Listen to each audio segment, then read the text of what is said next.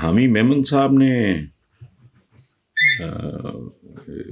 Doctor Aamir Liaquat की, वो आप देख ही रहे होंगे या देख चुके होंगे, तो बड़ी शरारती किस्म की तस्वीर है। तस्वीर उनकी पुरानी है, जब इनको गालिबन को कोरोना का हुआ था।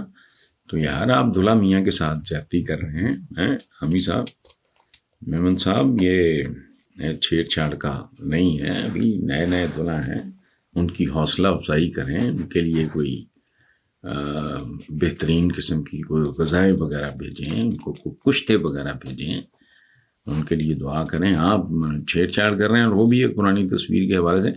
मुझे लग रहा है आप जेलस हो रहे हैं। असल में तमीज़ और तहजीब वगैरह के एक मुहज़्ज़ब आदमी को जन्म देने के लिए वहाँ तो इब्ने आदम या बिनत आदम पैदा कर देती है। तो मैं कितनी देर से एक बात अर्ज कर रहा हूं कि आदमी से इंसान बनना, ये असल इम्तिहान है। हम बतौर आदमी या औरत के पैदा होते हैं, हमें इंसान बनने के लिए एक प्रोसेस से गुजरना पड़ता है। ठीक है, जैसे क्रूड लकड़ी है, उसको एक प्रोसेस से गुजारने के बाद उसको मैच्योरिटी मिलती है, उसकी सीजनिंग होती है, फिर तरखान या फैक्ट्री या मशीन उस पर काम करके फिर एक खूबसूरत फर्नीचर बनता है। बिल्कुल इसी तरह एक चट्टान है नेकेड, उसको किसी खूबसूरत आलीशान मुजस्समे में ढालना, तो जाहिर है अगर पत्थर गोश्त पोस्ट की कोई चीज होती या उसमें कोई जान होती, फीलिंग होती, तो उसकी चीखें निकल जाती। यानी एक बेसुरी बेढंगी चट्टान से एक खूबसूरत मुजस्समे में तब्दील होने के लिए उसको कितनी कीमत है। अच्छा, बिल्कुल इसी तरह जो चौक है, ब्लैक बोर्ड पे एक जमाने में लिखा जाता था, वही सदियों के प्रेशर के बाद मार्बल बनता है। इसी तरह जो डायमंड है, हीरा कितना कीमती है, कोयला बेचारा टके टोकरी चीज है, तो कोयला भी हजारों करोड़ों साल की मार खाने के बाद कोयले से हीरा बनता है। तो इसी तरह एक कीमत है जो अदा करनी पड़ती है आदमी को इंसान बनने के लिए। इसके 3 मराकज़ होते हैं। एक होता है घर, जहाँ एक बच्चा जन्म लेता है। एक होता है वो स्कूल, जहाँ उसकी तालीम और जुज़वी तरबियत होती है। और एक होता है माशरा, माहौल। यानी घर, स्कूल और माशरा, ये 3 चीजें मिलके खूबसूरत एक जिम्मेदार, एक मुतवाज़न इंसान को जन्म देती हैं। तो हमारे यहाँ अफसोस से, दुख से मैं ये बात कर रहा हूं, तीनों की सूरत हाल बहुत ही मायूस कन है। घरों में फाके नाच रहे हैं, ऑन टॉप माँ बाप अनपढ़ हैं, भूख नंग गुर्बत ने उनकी वैसे ही मत मार रखी है। एक बच्चा जब होश संभालता है तो वो माँ को पिटते देखता है, बाप को गालियां बकते देखता है, घर में फाके देखता है, मजबूरियां देखता है, महरूमियां देखता है। उसने खाक कंट्रीब्यूट करना है। अच्छा, बाकी स्कूल देख लें, हाई प्रोफाइल महंगे स्कूलों को छोड़ के जहां मेजॉरिटी भारी अक्सरियत, अव्वल तो करोड़ों बच्चा हमारा वैसे ही स्कूल से बाहर, जो जाते भी हैं जो अवामी किस्म के सरकारी स्कूल, तो क्या है वो, आप यकीन करें, मैं तफसील में नहीं जाना चाह रहा मैं क्यों गया था। तो मैं एक सरकारी स्कूल में मिला तो उनके टीचर्स को देख के मुझे शर्म आ रही थी। वो ठीक उर्दू नहीं बोल पा रहा था, और उसकी क्लास में 6वीं का बच्चा भी, 8वीं का भी, 9वीं, अजीब एक खिचड़ी पकी हुई थी। तो ये हो गया माशरा हमारा, खुदा की पनाह। मैं इनमें शामिल हूं, जानवरों, बल्कि बाज केसेस में जानवरों से भी बदतर।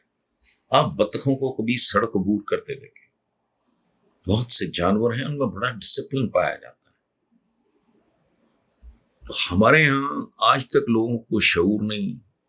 सड़क अबूर करने की लंबी बातें छोड़ें, اور کتنی یہ ایک شرمناک بات ہے کہ بھوک ننگ وجوہات جہالت، وہ کیا کہ 1 لیٹر پیٹرول بچانے کے لیے جو رکشہ ڈرائیور ہے وہ 1 وے وغیرہ کی دھجیاں اڑا دیتا ہے.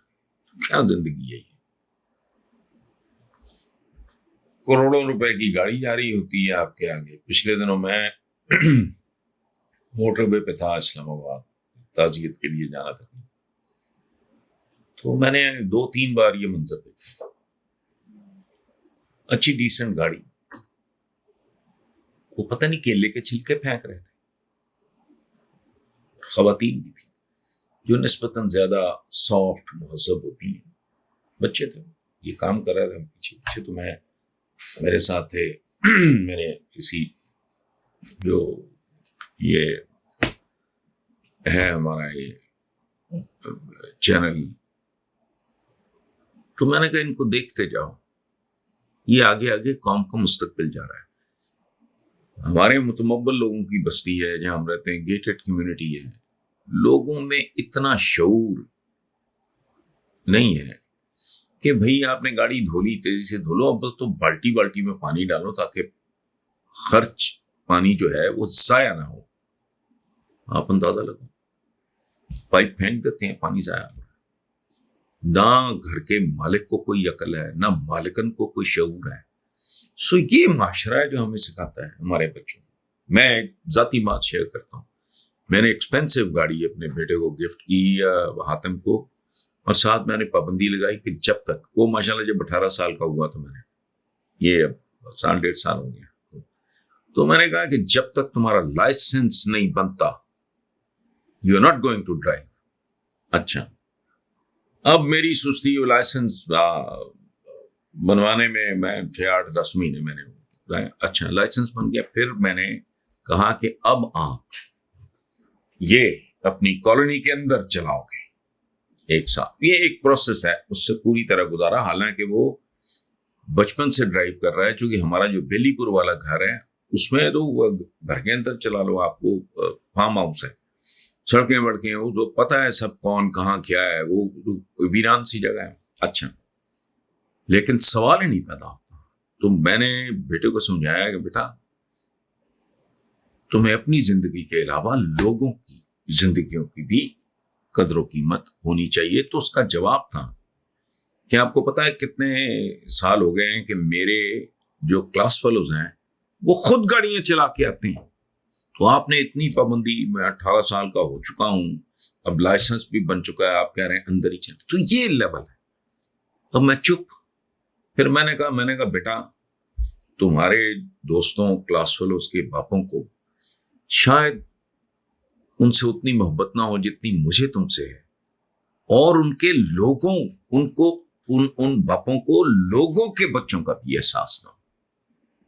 It's not your own child only, باقیوں کے بچے ہیں. ابھی اس کالونی میں وہ بچے سائیکلنگ کرتے پھر رہے ہیں، چھوٹے چھوٹے، وہی غیر ذمہ دار ماں باپ ہیں. بعض جو 12 14 سال کی موٹر بائکس پہ پھر رہے ہیں.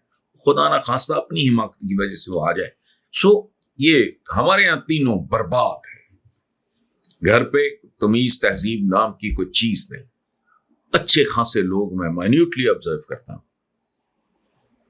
واش روم سے ہو کے آئیں گے، لاٹ آف میس. میں اپنے واش روم میں بھی جاتا ہوں تو اگر چینٹے چوٹے ادھر پڑ جائیں نا، وہ ٹوٹی چھوٹی، میں وہ لے کے ٹیشو پیپر صاف کرتا ہوں. ہماری کو تربیت اس طرح ہے.